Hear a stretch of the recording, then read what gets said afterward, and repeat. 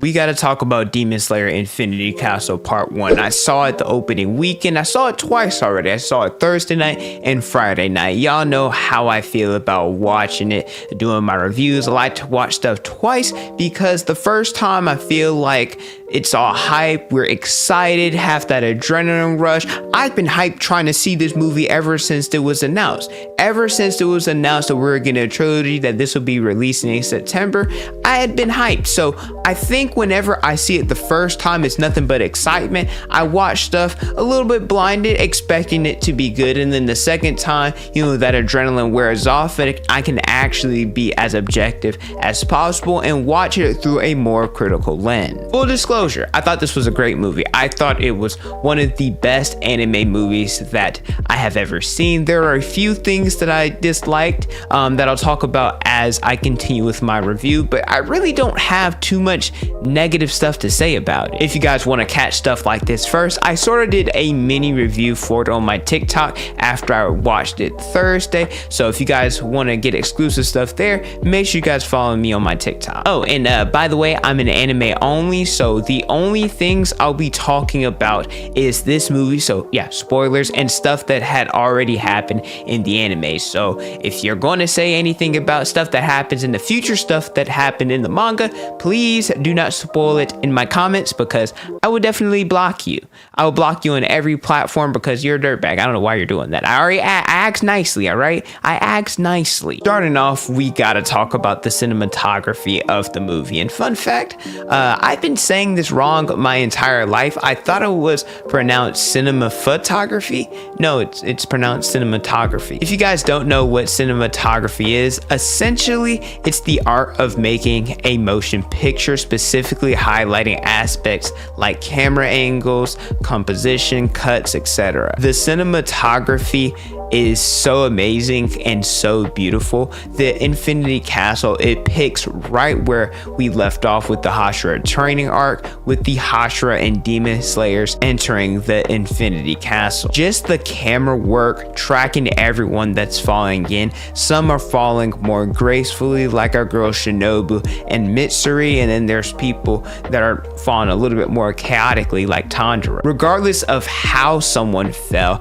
I feel like the camera angles, it's perfect deciphering and depicting whether someone had a rough landing or not. I don't know how the heck you're able to do that, but that's what it looked like. While Tanjiro was falling, and I'll try my best to be able to get good B-roll of this. It's kind of hard when the movie's already out.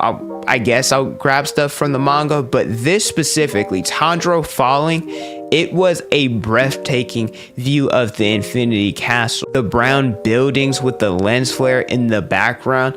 I don't really have much else to say about it besides the fact that it was absolutely stunning. And like the name suggests, the Infinity Castle, it's infinite. So throughout the entire movie, buildings, they're constantly shifting and moving. The moment that Tanjiro and Giyu landed, bang, there was a demon that already attacked them.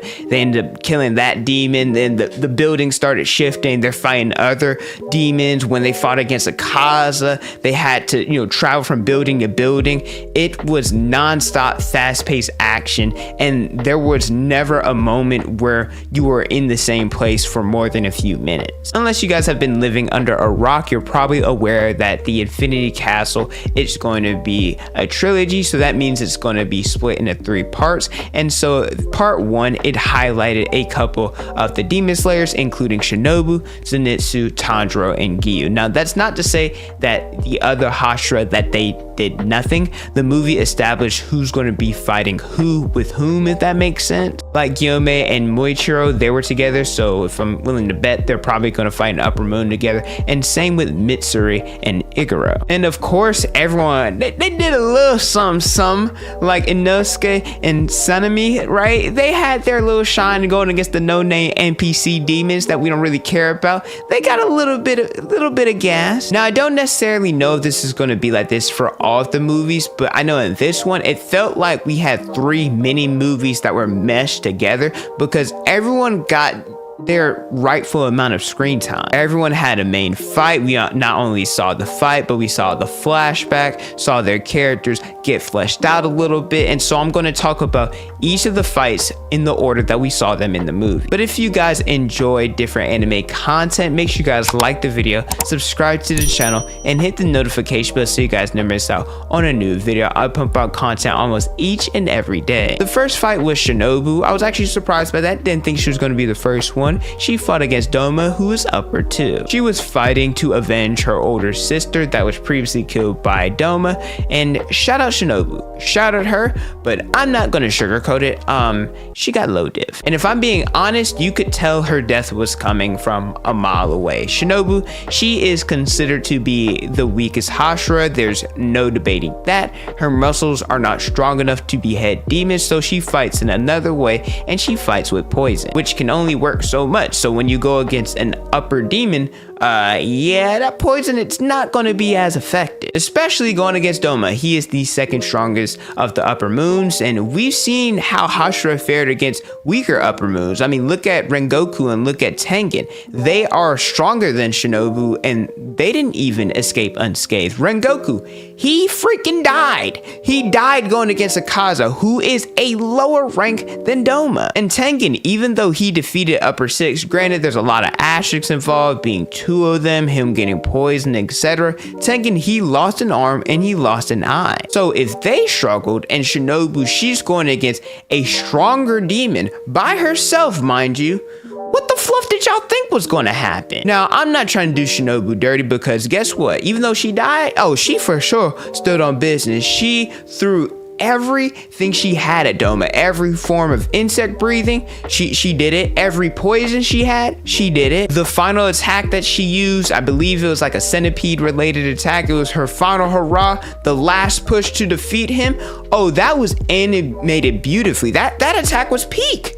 That attack was peak. She drove him as much into a corner that she could, or with the poison she had, and Douma just looked at her, was like, oh, I'm so sorry for you. Gave her a hug, started cracking all her bones, was like, do you have any last words? And instead of begging for mercy, you know what Shinobu said? Stood up business, said go to hell. And then well she ended up dying because of that, and Kanao had to see her master get fluffed up like that, which is terrible. I need Kanao to low-key, she got to be the one to defeat Douma. I don't know if she's going to do it on her own. Maybe Genya comes, maybe Inosuke comes, but the fact that Shinobu and her older sister died to Douma, being her Suguko, she has no choice. Kanao, you gotta lock in. You gotta defeat him now. The next fight was Zenistu versus Upper 6, and he fought his big brother, Kaigaku. I don't want to hear any slander on Zenitsu's name, because you look at all the fights that happened, it was either you were a Hashira, you had a mark, you were double teaming, you know, fighting multiple people against one person. Zenitsu didn't have none of that. He didn't have none of that. My boy fought one-on-one. Zenitsu is my favorite character, and people have been gassing up this fight for a long time. Is it Zenitsu's best fight in the series? Yes, definitively, hands down, at least from what I've seen. I don't know if he's gonna fight someone else in Infinity Castle, but up until this point, this is his best fight. But I will say, I am a tiny little bit underwhelmed. I thought it was good. I was satisfied with the result. I just wasn't really full. If we got a little bit more, just a little bit more, I would have loved it. But I thought it was great. I thought it was good. It just wasn't as good as I was expecting it. Now, Zenitsu had not been himself since the training, or we were wondering what the fluff is going on with him. Usually he's a coward, and but we saw the look on his face when he read that note. He looked locked in. When he went into the Infinity Castle, he was locked in. And so the reveal that happened is that he received a letter that his grandfather had committed seppuku, which is essentially a way to commit suicide, to restore honor or atone for a crime. Typically, the individual, they stab themselves in the stomach, and then shortly after they're beheaded so that there isn't any long out suffering or pain. But in this instance, Zenitsu's grandfather did it on his own, so he was suffering from blood loss and there was no one to take away the pain. The reason why he committed seppuku is because he was the former Thunder Hashira, and his student, who was supposed to be the new Hashira, ended up turning into a demon, so Zenitsu's grandfather felt responsible for this. The relationship between Zenitsu and his older brother Kaigaku, it was a little bit unorthodox. The two of them, they were both brothers who couldn't master thunder breathing. Zenitsu, he was only able to successfully master the first form, and Kaigaku was the opposite. He was able to master forms 2 through 6, was able to master every other form but the first one, which is the basic of all thunder breathing. The two of them hated each other. Kaigaku ended up hating Zenitsu because he was a weakling and he felt as if the grandfather was paying him more attention as someone that was weak. And Zenitsu, he was envious of Kaigaku's strength and also the reason for his grandfather committing seppuku. For most of the fight, I'd say that Kaigaku, he had the upper hand. I don't want to do Zenitsu dirty. It's not like he wasn't keeping up or anything. He was, and guess what? My boy wasn't asleep. He had his eyes open the entire time. Now that final attack, Zenitsu unleashing a 7th form to thunder breathing?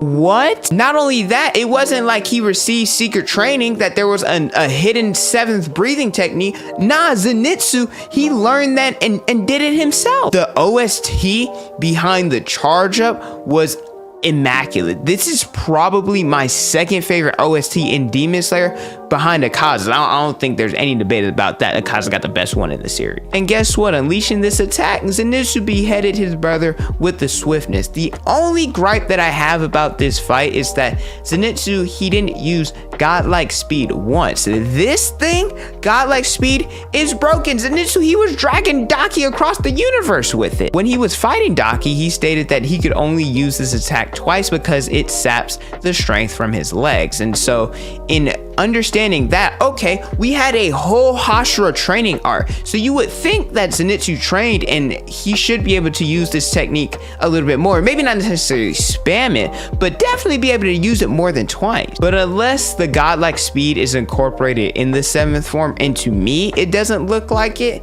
he never used it, which is such a waste. I'd say the only way that this could be made up is Zenitsu is involved in defeating Muzan. Now Zenitsu going through it right now. My boy needs to recuperate, but maybe in the end, I don't know, they're jumping him. Muzan gets defeated that way, and so we get to see him use the godlike speed. Then that'd be pretty cool. Oh, and also I forgot to mention, why the fluff didn't Zenitsu get a shout out like the others when Shinobu died? Oh yeah, they made sure to broadcast that. They made sure to say Shinobu died to upper 2. When Tanjiro and Giyu defeated Akaza, oh, they made sure to broadcast that they won. Why can't Zenitsu get a shout out? He put in work too. The last and probably best fight of the movie was Tanjiro and Giyu versus Akaza.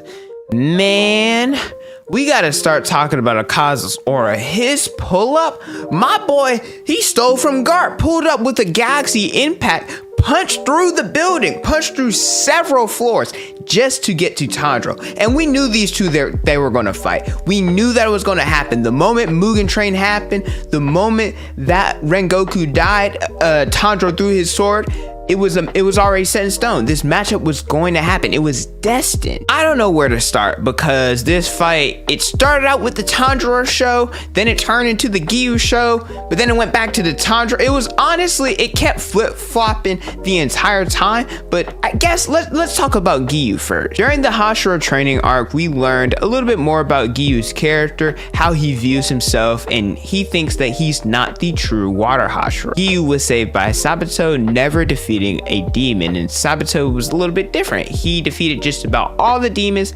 except for the one that he was killed by. So Giyu, he believes that he was the one meant to die that night, and Sabato should have become the water Hashira. Maybe Giyu's right about that. Sabato definitely would have been an incredible swordsman, but I don't give a fluff. I don't give a fluff about that, because in this movie, Giyu went crazy. He went crazy. Maybe Giyu doesn't deserve to be the water Hashira, but he sure was able to box with upper 3. There's not a lot of swordsmen in this series that can say they could do that. All the doubt that he had out the window, he 1v1'd Akaza.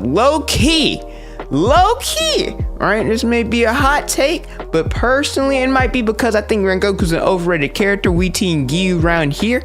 I think that he fared better against Akaza than Rengoku did. Giyu even unlocked a mark. He didn't believe he could do it, but he even unlocked a mark and took it up to a whole nother level. Who's stronger, Giyu or Rengoku? We Team Giyu around here. Tanjiro was keeping up too. There was a moment that Giyu, he got sent flying, was out of the fight for a little bit. Tanjiro had to fight one-on-one against Akaza, held his own. He even advanced further, transitioning into what he called the transparent world, where you can fight, I guess, seeing through people without giving off fighting spirit. Honestly, I have no clue what it is. I didn't want to look it up because I didn't want to potentially get spoiled about it, but regardless, he used this ability to behead Akaza. The beheading scene was very interesting because Tanjiro got him cleanly. Took my boy out cleanly, but Akaza, that dude is stubborn. He was not dying. Y'all already know how Demon Slayer is. Whenever you kill a demon, they do not die. You know how, like, with video game bosses, you got 3 stages? Demon Slayer's like that on steroids because they got like 5 or 6 levels to it. They just don't die for some reason. I'd say that's probably one of my bigger gripes with the series is that the fights, whenever the climax happens, they got like 50 million climax and they can just drag on for a little bit. So, you know, with the whole beheading scene, after his head was cut off, Akaza, his regeneration is insane. He was regenerating low-key on the level of Muzan. But while he was regenerating, a girl reached out to him and was like, it's enough. And this is where we got Akaza's flashback. And I'd say this is probably the best flashback in Demon Slayer. Akaza was a criminal at the age of 11. He would go around stealing because he needed money for medicine for his sick father. And there was countless of times he was getting beaten and just battered, bruised, and he didn't care. As long as his father received the medicine, Akaza did not care. He was even willing to die if that meant his father would live. And his father didn't feel that way because he saw Akaza as a criminal, saw him doing bad, couldn't deal with it, hung himself. It's like, bro, Akaza did all this and you decided to do that? It's like, well, dang, what was the point of this? Akaza out here pissed off, and rightfully so, because he was sacrificing himself for his father and now he had no one left. And this is where a man named Keizo, he ends up finding Akaza, saw his talent and recruited him to join his dojo, where he would not only train with him, but Akaza would be responsible for looking after his daughter Koyuki. As time passed, Akaza, he became a respectful man, and him and Koyuki, they became close. They were supposed to get married to each other. Akaza went to go to his father's grave, pay his respects, like, hey, I turned into a better man. And then all of a sudden, whenever he returned,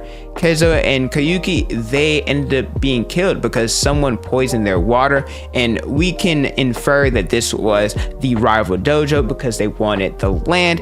It was terrible. So Akaza not only lost his father, but he lost his second family as well, which caused him to attack that rival dojo, killing 67 men to the point that they couldn't even be recognized. It was so bad, they thought a demon was attacking. That's how nasty Akaza was. Muzan saw this. He punched through Akaza, was like, oh, I'm gonna make you one of my 12 demons. You're gonna be one of the strong. And Akaza at rock bottom was like, I don't care, just give me strength. And you know, in doing this, he got strong, became a demon, but he forgot why he was trying to get strong. He forgot his whole reason for this was to be strong so he could protect his family and those that he cares about. Once he regained his memories, even though it was set in stone, he was going to hell, he was satisfied with it. He was satisfied with dying as a human, so he stopped regenerating and utterly was defeated. The one major criticism that I have with this movie is the pacing was a little bit off, and this is because of the flashbacks. Now, part of the whole problem, the anime community, I'm not saying me, but just the anime community in general, in talking about Demon Slayer, they talk about, hey, Demon Slayer, you know, they don't have like in-depth characters, they don't flesh them out, the story's not really all that, it's just about the fighting and animation. Y'all know how anime is. Whenever there's a major fight, we typically get a flashback, and in Demon Slayer, you get one for both the good guys and the bad guys. So there was 3 different main fights with the different characters that I mentioned, and so everybody needed a flashback, so we saw like so many flashbacks in this one movie. It was flashback galore, which would interrupt the fighting, and honestly it messed up the flow a little bit. I get it, you need to flesh out these characters, it gives these characters depth, and I'm all here for it. I just think it's a Demon Slayer issue. That's the blueprint that they have been going ever since season 1. The only difference with this movie is because the fights are so consecutive and we don't have breaks in between. We just get flashback after flashback after flashback. I'm sorry, I loved the Akaza flashback. I really did. But that flashback took 22 minutes.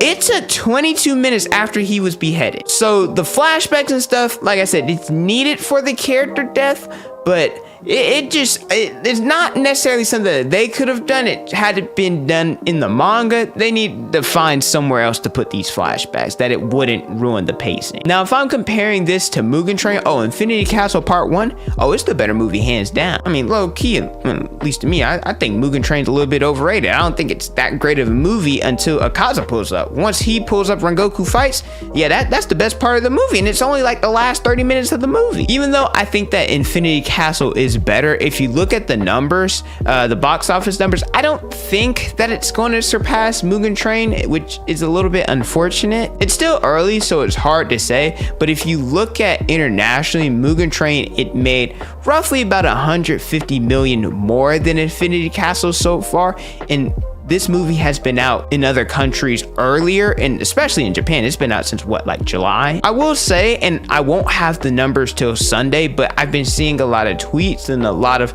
credible sources saying that the numbers in the US, that it will be better than Mugen Train, and just opening weekend alone. That's not to say that Infinity Castle flopped, it certainly didn't. It is one of the most successful anime movies of all time. I just thought that the numbers would be just a little bit better than Mugen Train. If anything, I thought this movie was finally going to hit the 500 millions, and once again, still can. Still early to tell, but the trends, it's not looking like it. It's looking like it's going to hit the 400 million mark, which once again, still very successful. But yeah, that's how I feel about Demon Slayer Infinity Castle Part 1. I cannot wait to see Part 2. It's going to be a minute. It's going to take 2 years for us to see. We won't be seeing it till 2027, unfortunately. But I can wait. I can wait, because I am going to go see it in the movie again, because this one was really dang good, and if this one was good, I'm expecting the next one to be just as good or even better. But thank you guys so much for watching. Don't forget to like, comment, and subscribe. Let me know if you guys saw the movie, what was your favorite part about it. Hit the notification bell so you guys never miss out on a new video. From my Instagram, Twitter, and TikTok is on the screen and in the description below. And don't forget to unleash your potential.